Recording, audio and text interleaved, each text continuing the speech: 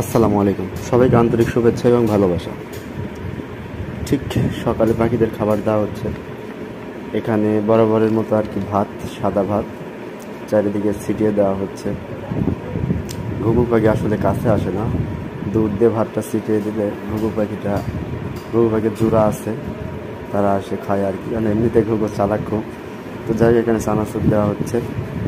তো আবারও বলতে চাই যে চানাচুর পাখির প্রধান খাবার। খালি চানাচুর না, ঝাল জাতীয় সব খাবারই হচ্ছে পাখির পছন্দ। ঝাল হতে পারে, পরোটা হতে পারে, মানে চানাচুর হতে পারে, পরোটা হতে পারে, এইরকম যত কিছু আছে ঝালের সব কিছু পাখিরা অনেক পছন্দ করে। তো যাই হোক, খাবার দেওয়া হলো, পাখিরা তো ইনশাল্লাহ আসবেই। আসসালামু আলাইকুম।